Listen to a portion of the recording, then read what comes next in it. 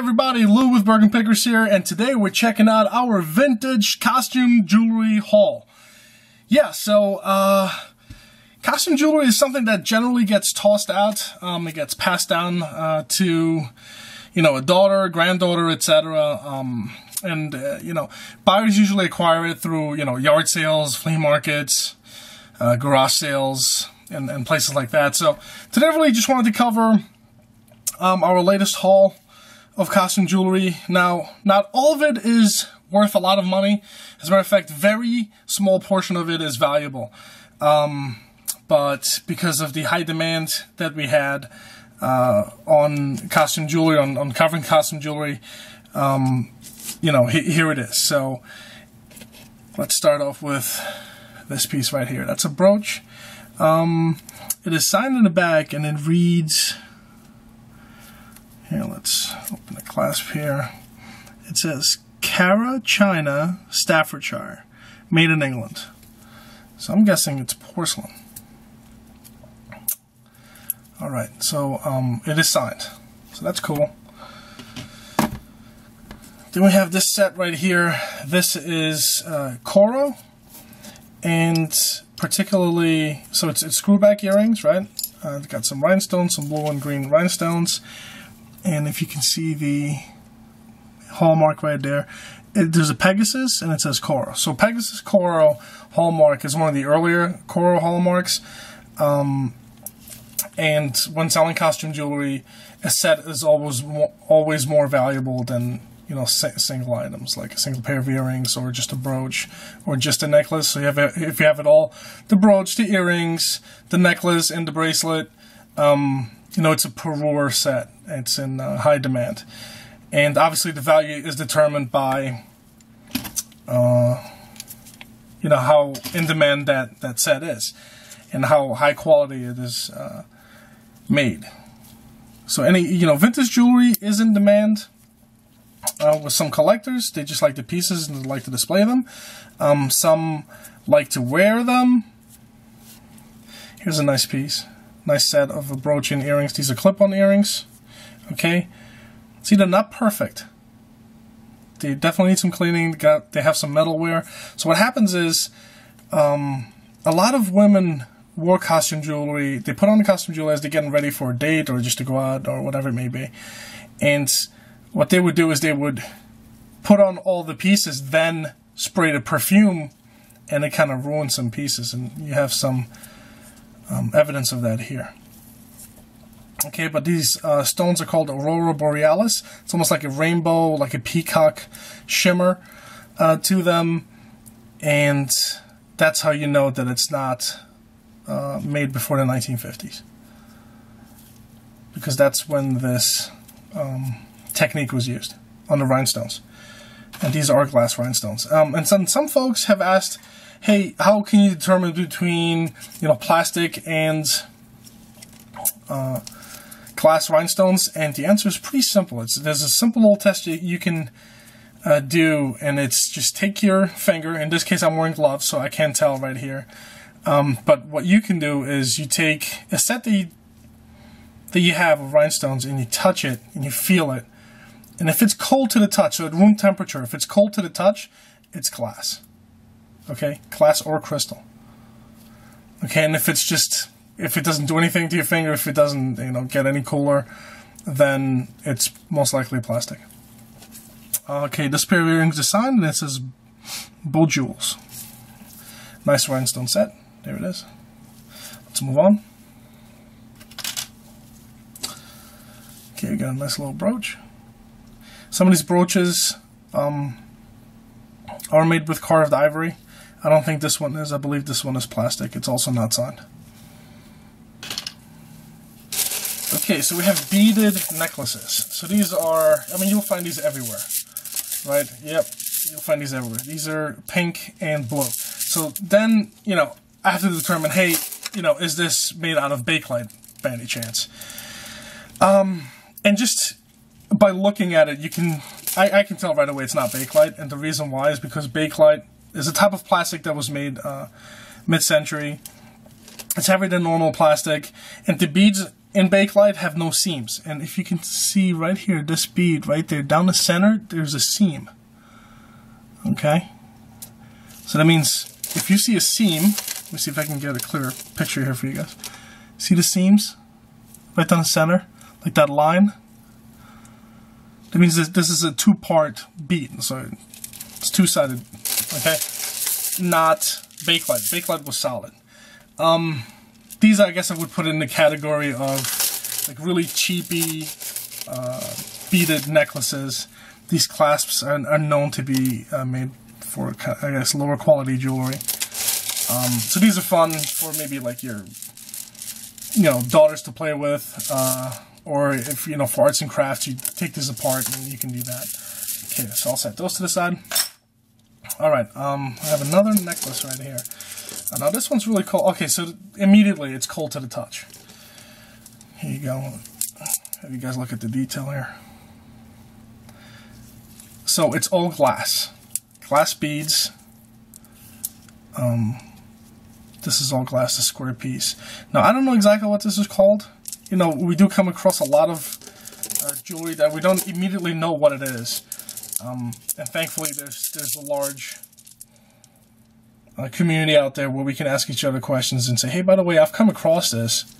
What is it? Or what is it made out of? I have never seen it before. So in this case, I have no idea what this is. But it seems really nice. It's all made of glass. It's in really good condition. There's no chipping or anything like that. Now you can tell this was all handmade. Okay, like the details. Looks like a rose or a flower was drawn on here. So that's really cool. We'll put that to the side, probably sell that individually. This is a typical all-American brooch. I would guess that back in the day, definitely worn during like 4th of July or an event like that, like Veterans Day or something. It's got like a military look to it. It's got a shield, multiple rows and layers of rhinestones, and they're pronged. Okay, so individually pronged, 4-prong sets, gold tone, and you can tell right here in the back. See how the setting is, even layered. That it's definitely an older piece. Okay. So that's really nice. Let's move over. Okay, so this right here is like a Southwestern style necklace. This is not real turquoise. It's actually plastic. And so are the little accents on the side and around it. And you can tell just by looking at it, it's not real turquoise. You can kind of see glue. I don't know if it translates over here to the camera. Oh, there it is. Okay, see where the light is shining? That's glue. That's like a layer of glue. And you can just tell it's just a lower quality piece. Probably sold, if you go to Arizona or, one of those states, New Mexico, and it's actually signed celebrity. Actually, you know what? Let me take that back. If you go to Arizona and New Mexico, you're probably going to get the real deal at like gift shops and like little shops and boutiques they have over there. This is probably like a re-release in a store somewhere. Like a retail store to imitate one of those pieces. Okay, this is not real Southwestern style or Native American jewelry. Okay, it's just a repop. Okay, so we cover vintage jewelry or vintage costume jewelry, but this one snuck through. So it's in really bad shape. You can see there's some oxidation on the metal. That's no good. The second hint here that it's not exactly what it is we're looking for is it's like a rubber band. So if it's got like a rubber band, that's modern. And modern is cheap, and cheap is no bueno. Alright, I think the beads are glass. They do feel cold to the touch, but at this point it kind of doesn't make sense. So it's more like fashion jewelry. But this one's in rough shape, so what we do is we put these together and we get bags of it and poundage, and then just sell it to or sometimes donate it to like local arts and crafts places. Speaking of which, if you're into arts and crafts and you're looking for parts and pieces like this, definitely contact us, okay? You can reach us on our website, bergenpickers.com. That's BERGEN pickers.com. We're always looking for somebody to donate or sell items to that are arts and crafts related. Okay, so this is a really nice piece, Aurora Borealis rhinestones. They're in different shapes, so Navette, which is kind of like this shape right here of these stones. Then you got your round rhinestones. This definitely needs some cleaning. It's got a missing rhinestone right there, so it needs minor repair. We generally don't like repairing things. We like to keep it in original condition and let the end user or the buyer / collector place these in there.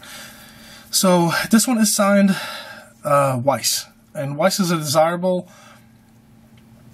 costume jewelry designer, mid-century, and they're known for their rhinestone pieces. They have a lot of book pieces, so all these authors that wrote about costume jewelry in their books have Weiss as one of the top designer brands out there for vintage costume jewelry. So now, with that said, it doesn't mean that every single Weiss piece is super valuable, but there's some really rare pieces that are gorgeous, and you can just tell, the quality-wise and the intricacy and how it was designed, that it's worth, considerably more than just an average rhinestone brooch like the one you just saw.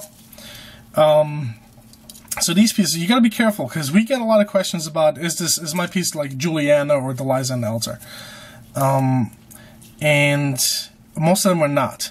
So having the empty back like this does not mean necessarily that it's Juliana. There's multiple factors involved. Here, see. These are actually pronged, okay. It's really nice. Clip on. Okay. Alright. And then I have this butterfly pair of earrings. I'm just going to move some of these over, so there we go. Okay. This is modern. You can just tell by the... There you go. Okay, so it's not clip-on or screw-back or anything like that. And these are more of a modern style. Still nice for whoever's into butterflies. So this reminds me of like a touristy type necklace, or something that you can even pick up now at a gift shop somewhere, or if you go to like your average jewelry store, this is something you can pick up. It's nice. Okay. Alright. So here we got a nice rhinestone pair of earrings. It's like dangle earrings. Stones are blue and like emerald green. They definitely need some cleaning. And they're also set in the prong setting. They're clip-on earrings. There you go. Really nice. Doesn't look like a designer. I mean, it's not signed. Not all unsigned pieces are made by a designer. I know that's one of the misconceptions out there, is that, oh, it's unsigned, but and it looks familiar. It looks like maybe Juliana. It looks like maybe Weiss or Eisenberg or something like that. It doesn't mean that because it looks similar that it was made. Then again, some pieces were. But it really takes some knowledge and a ton of research to find out. But these are really nice. Okay, set these to the side. Now, these really caught my attention just because of these two stones right here. I'm just going to set one down. So you have one of the telltale designs of Juliana jewelry that I found is that they have everything in three. So 3 different styles of designs of stones. So you have your Aurora Borealis round stones. You have your Navette, and I'm going to call the smoky rhinestone. And then these, I forget the name of them, but they're like iridescent stones. Really nice stamped design. Now the back doesn't have the figure 8 puddling, which is known for Juliana or D&E jewelry. But I'm just going to set these to the side just to double check that, whether they are or aren't.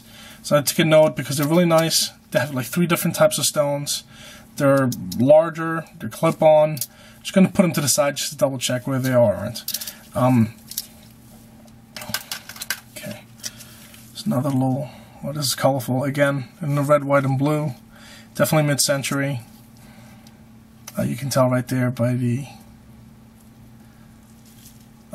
setting, or the clasp there, that like the Y shape. So if I turn this around, it's like a Y or V shaped clasp. We come across a ton of these. So these are like what I call tourist pieces. So you go to like Hawaii, or you went somewhere to an island, the Caribbean, something like that, and you know, there's a lot of kiosks and little boutiques and whatnot that sell these. They're really cool. These are, I think, bubble shell. Yeah, bubble shell. I'm sorry, it's slipping my mind. It's definitely, yeah, like bubble shell necklace is what I'd call it. And these are like snail shells right there. They're nice. Unfortunately, not something that's super high value or anything like that, but it's still cool. Okay, so I'll set these to the side.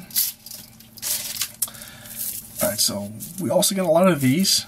These are plastic pearls. I'm going to touch on how to tell the difference between real and plastic ones. So this is definitely fake, faux pearls. Plastic, very lightweight, although that's not always the determining factor. I almost feel like it's something that like my daughter would play with. It's dirty, definitely needs to be washed, so that's common. I mean, you'll come across a lot of this beaded plastic lightweight jewelry. It is old, okay? It's not something made in China, it's just older and made of plastic.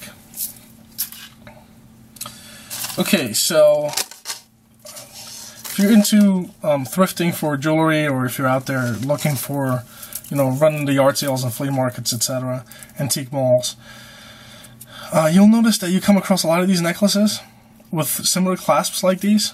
I'm just going to bring that into you. So just to give you an idea, not all of these are precious metal, these clasps, and not all of these clasps mean that the pearls are real. So you can see a fancy clasp, that does not mean that the pearls are the real deal. So these are heavier, okay? And a lot of folks are always like, well, you know, they're heavy, look at the coloring on them, these got to be real pearls. Well, let me show you a little trick. And I like using this because if it's not real, it goes in the arts and crafts pile for us anyways. I don't really like putting it out there for sale. And you can see one of the things you see right here, it's almost like dandruff. It's all coming apart. These are the layers. See if I shake this up a little bit. See, it just keeps adding on here. That's a telltale sign that it's not the real deal. And I'm just going to show you another thing. So between each of the beads, or the quote-unquote pearls, you see that there's individual knots. Oh, let me bring that up. Sorry about that.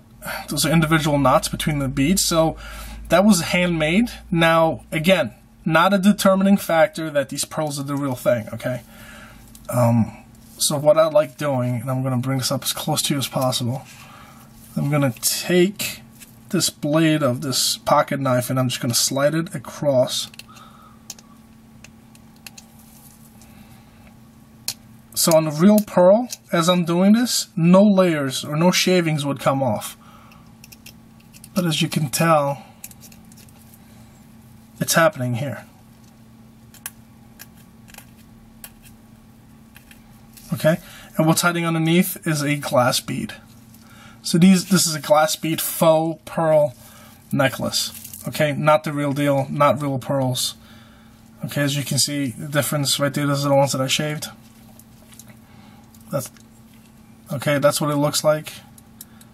It's glass, and it's also cold to the touch. So pretty heavy, cold to the touch. No, not real pearls. Let's clean up this mess a little bit. Okay, I'm gonna show you a few other pieces, and that'll sum it up for the first vintage haul that we have here. This is Lucite Jewelry, very popular in the past. This particular set is very nice. Oh, it's got some gunk on there, needs to be washed, cleaned, etc. Let's see if it's signed. You can usually tell on the clasp. And you can see right here, not signed. Okay? Now I know, because I've dealt with this in the past, who actually designed it. So that is a designer that made those. And now, here, let's just put this here and compare it. Same exact design, right? Different color, lucite stones, but it's the same design. See, same here. Same thing. So let's get a little closer on, oh, there we go, on the clasp or the hook. You can see that there's a designer name on it, and if you can't read it by looking through there, it's Coro. Okay, so Coro was known for this Lucite jewelry. As you can see, this is an unsigned Coro set, and this is signed necklace. Excuse me. I called it a set because I already know that there's a pair of earrings that go with this necklace right here. But these are all Coro. Okay, so I'll set those to the side. And I'm just going to show you real quick right here. There we go. This is mother of pearl. And it's like a Japanese fan. So that's pretty neat. And you can tell that it's mother of pearl just because, so mother of pearl is a type of shell. It's a clam. So when you see the light reflects on it, you kind of see like rainbowy colors like greens and like pinks or purples. I hope you guys can see that. So that's mother of pearl. It is very common, especially again like tourist type jewelry. Some of it is desirable, some of it isn't. There's some watches now that are being designed. The faces or the dials are made out of mother of pearl, so that's really cool. So yeah, hope you guys really enjoyed this video for one of the hauls that we had here, the costume jewelry haul, and hope you guys come back. So we're planning on dropping some of these every week or so. Hopefully it has some good information for you. If you have any questions, please leave some comments below. Like our videos. It really keeps us pumped to create more, and we'll come back at you with more information and more of our vintage costume jewelry haul.